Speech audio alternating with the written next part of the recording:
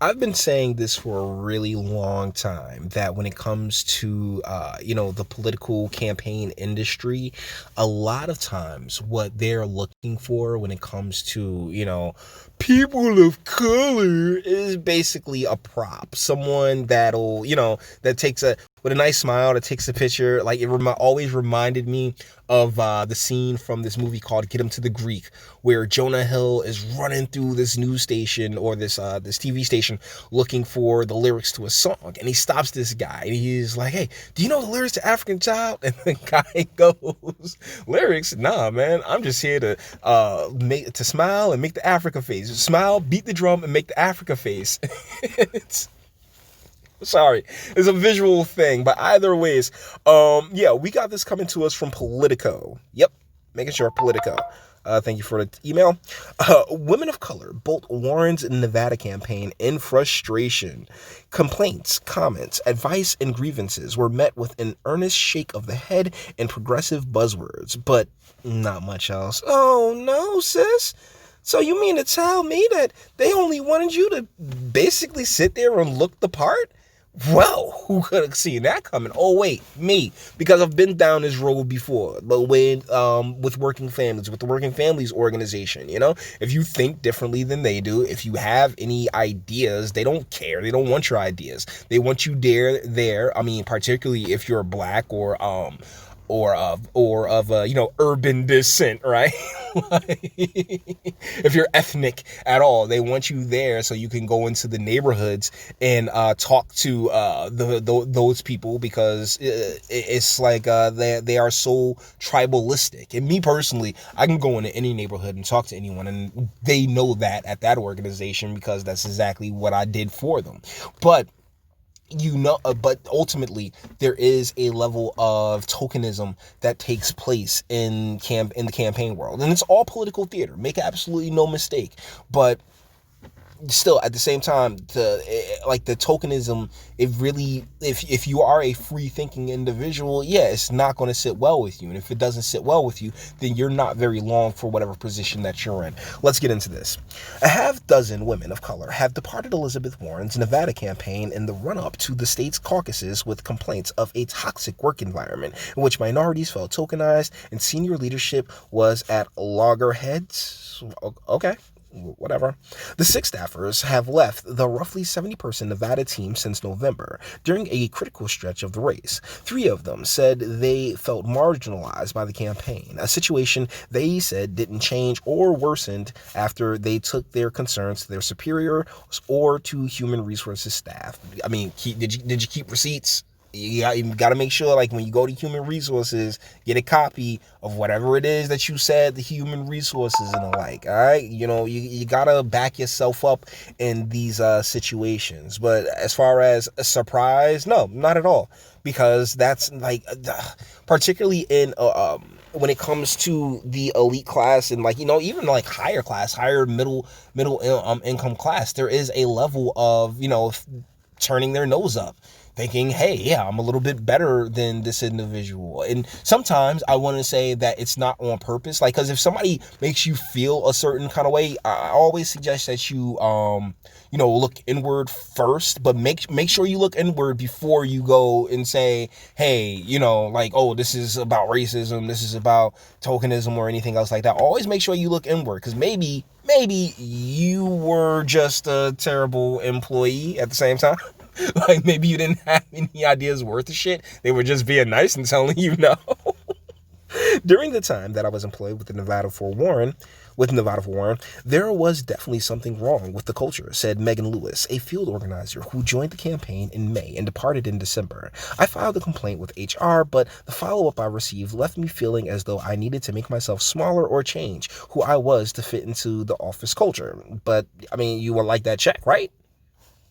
I mean, you cutting that check, right? Shoot, like, if that's the thing. Like, you are still employed, and you're making bread. Hopefully, you got a pretty decent salary out of it. So, I mean, like, you not make that isn't. I wouldn't particularly say you'd have to make yourself smaller, but you could definitely, there's other ways to go about achieving what you look to get done, And as far as like the complaints and the like, I mean, that's all. Like I said, keep those receipts. Another recently departed staffer, also a field organizer, granted an anonymity on whatever, because she feared reprisal, echoed that statement. I felt like a problem. Like I was there to literally bring color into the space, but not the knowledge and voice that comes with it. She said in an interview. Okay. One moment. You may just be, overestimating your value there, darling. She added, we all were routinely silenced and not giving a meaningful chance on the campaign. Complaints, comments, advice, and grievances were met with an earnest shake of the head and progressive buzzwords, but not much else. But the deal is that Elizabeth Warren is just like, she's a known fraud. So why would you expect much else? That's my question. Seriously. A third former field organizer who was also granted anonymity said those descriptions matched her own experience. Okay, so where are the HR receipts? All right, we need those HR receipts. The other three women who recently left the campaign did not respond to requests for comment. Pardon me. One of the departed staffers declined to be interviewed because she feared professional consequences in an arena where it's already difficult for women of color to advance, according to another ex-Warren employee who spoke with her about the situation. Okay, here's the thing, though. It's not that hard for you to advance. You just got to play their game. It really isn't that hard. Like, lady, trust me. Like, look at look at all the chicks over there at Bernie's on Bernie's campaign. Like all the Latina, the Latin exes and sisters, quote unquote sisters, over there on Bernie Sanders' campaign. Like you gotta play their game. Like it's not. I don't think it's that hard for you to advance. You just gotta pick a winning horse, and B, gotta play their game. The other three women who recently left the campaign did not respond to requests for comment. One of the departed staffers declined the interview because, I already read that. The turmoil in Warren's Nevada operation comes ahead of the state's February 22nd caucuses. Nevada is important, not only because of its early spot on the nominating, wow, Jay, a calendar, but because it is the first chance for candidates to prove that their appeal extends beyond white voters who dominate the Democratic electorates in Iowa and New Hampshire.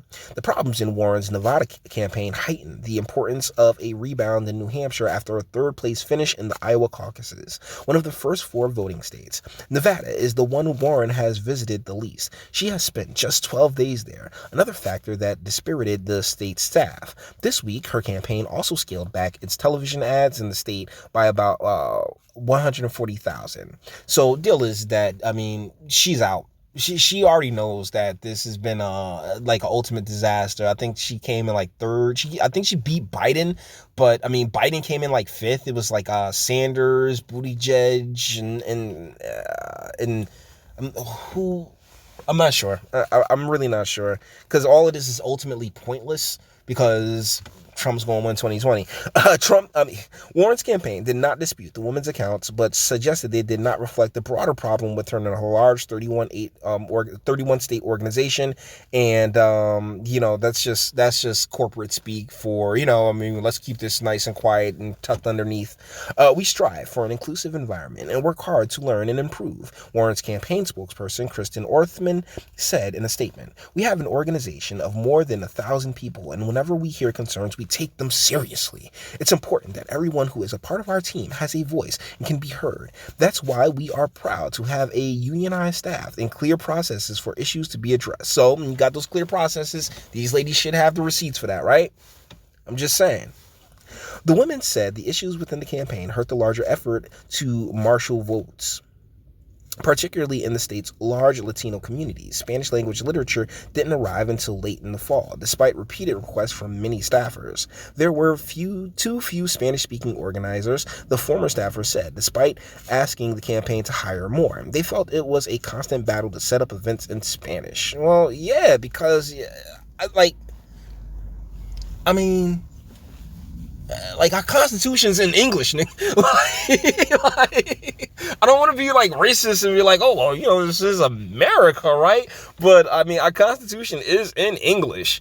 The problems were exacerbated by conflicting leadership at the top. Warren campaign headquarters in Boston quietly dispatched Democratic operative Kevin Brown to Nevada in November. One of the former female staffers, as well as a separate former Warren official in the state who was not authorized to speak on the matter, said it was unclear who was in charge, Brown or State Director Susie Smith. Because it's a camp, like I'm telling y'all, when it comes to campaigns, everybody, particularly those in those quote unquote leadership positions, everybody, it's like a big pissing contest, like everybody whips it on out and throws and drops their schmeat on the table with a thud, and next thing you know, there's a whole bunch of cooks in the kitchen and nobody knows what the hell is going on.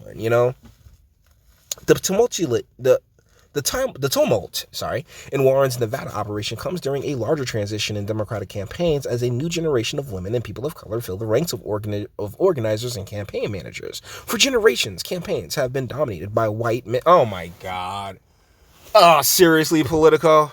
Can they be dominated by people who put in the time, energy, and effort to get good at campaigning and organizing and the like? I mean, damn, somebody be having to do the shit first, man.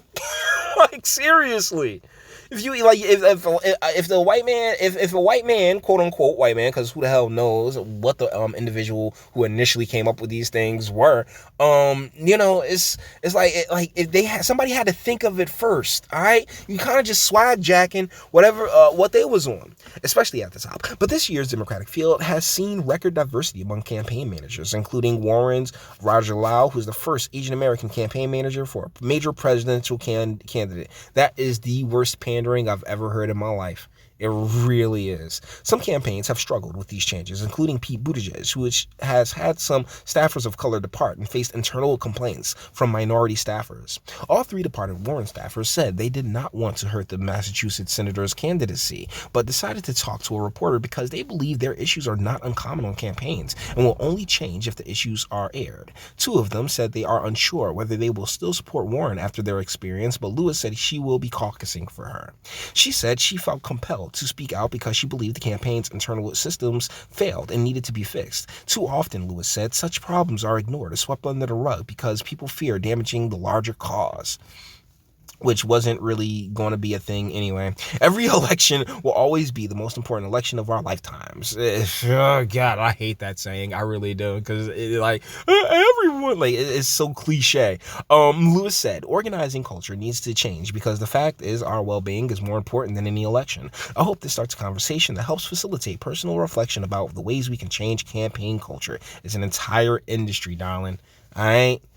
I mean, best of luck hopping on best of luck on your next campaign. But the deal is that when it comes to the tokenism and the like, I mean, this is not exclusive to Elizabeth Warren. This is something that goes on in damn near every campaign, particularly when you have all these different companies that, hire folks based on their identity and then really have nothing for them to do.